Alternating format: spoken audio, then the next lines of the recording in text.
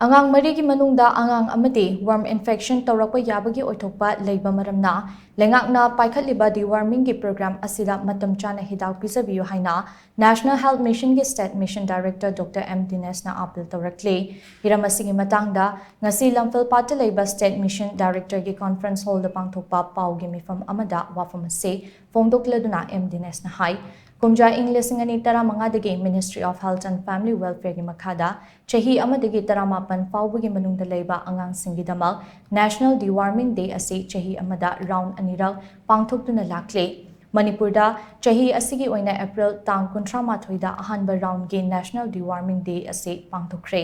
ahanba round gi oina angang lakh nipan ga lising humfutara mapan chatruk humfutara taret Target tawbagi manungda angang lakh nipan ga liseng nifutaru chatru humfutara mga deworming gi program asina konsinba ngamki National Deworming Day gi ani super round na tha asigi tang kun mari dagi mathang tha October gi tang mari fauba chathagane deworming gi program asida chitha nantha hoba angang singi damal October tang mari dagi tara mari fauba makhata na pangthokane ani super round gi oina aikoina target tawriba angang gi masing asi lakh mga ga Chamanga Kuntrane Ministry of Health and Family Welfare gi makhada kumja English ngani tara manga degi TOURAKLIBA program ase Manipur dasu Social Welfare Department amasung Department of Education SK khutsamnaraga adumak pangthoklaga lakli chahi amadagi manga faubugi manungda leiba angasingdi Social Welfare Department gi makhada Anganwadi workers singi khuthangda pigane aduga chahi manga gi mathakta leibasingna Department of Education SK khuthangda program ase pangthokpane National Deworming pangthokpagi maru oiba pandam de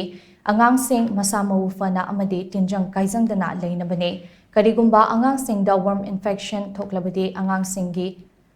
sahauda singnaba kaya lai masina mahai masin tamba fawda akaiba kaya laktaba natte maramaduna chahi amadagi taramapan fawgi manungda leiba angang singda Matam Chana Deworming tablet pizaduna masa mau faba amadi tinjang kaijang dana ba punna honamina si HAINA DINESH na makhatana appeal TOURAKLI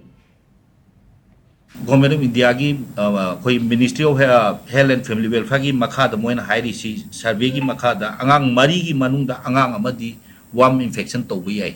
aduna worm infection si once tawraga di angang singdu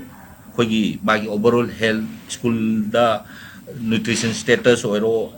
edu lairik laisu da khara watli hai aduna sahi khudingi Government of India na Minister of Health and Family Welfare makhada 2015 dagi pangthok la ko ni koi Manipur da su dum 2015 dagi pangthok paduna haji paudum 2024 ko pangthok se akogi hidak chabagi matang se akoina cover tawjari se angang se 1 to 19 years leiba angang sing duni ko haiba angang sing se akoina converse tawjari se department ani gani kaigino habada angang sing se 1 to 6 years tuna anganwadi center da lere ko aduna akoi social welfare department da ko converse tawjari adigi dia mo adugi mathak dagina 19 years fausina school da lere aduna akoina education department da converse tawjari ko aduna haiba anganwadi center ga school ga platform se lawjaraga akoina sa haiba program si pangthok jabani